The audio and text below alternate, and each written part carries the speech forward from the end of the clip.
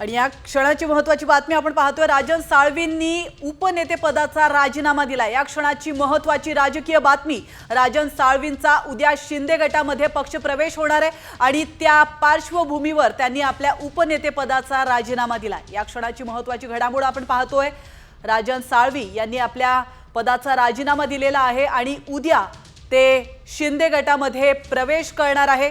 आपण पाहतोय शिंदेंनी ठाकरेंना अजून एक धक्का दिलेला आहे। तर राजन साळवी हे शिवबंधन सोडून आता धनुष्यबाण हाती घेणार असल्याचं कळतंय। तर उद्या राजन साळवी यांचा शिंदे गटामध्ये पक्षप्रवेश होणार आहे। उपमुख्यमंत्री एकनाथ शिंदे यांच्या उपस्थितीत हा पक्षप्रवेश होणार असल्याची माहिती समोर येते।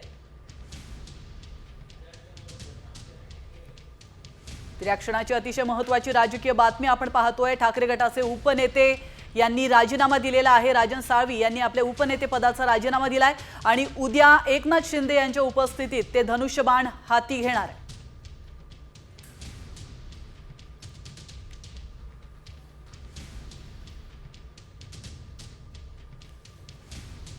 तर आपण पाहतो या क्षणाची अतिशय महत्त्वाची बातमी, राजन साळवी यांनी आपल्या उपनेते पदाचा राजीनामा दिलेला आहे आणि उद्याच ते शिंदे गटामध्ये प्रवेश करणारे। एक प्रकारे ठाकरे गटाला गळती लागल्याचं पाहायला मिळतंय।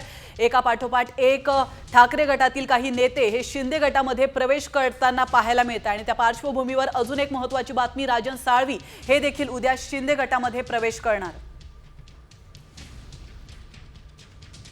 आणि अजून एक महत्त्वाची बातमी, आदित्य ठाकरे हे दिल्लीला रवाना झालेत। इंडिया आघाडीच्या नेत्यांची ते भेट घेणार असल्याची माहिती मिळते आणि त्या पार्श्वभूमीवर आदित्य ठाकरे हे दिल्लीसाठी रवाना झालेत। तर आदित्य ठाकरे केजरीवालांची देखील भेट घेण्याची शक्यता वर्तवण्यात येते।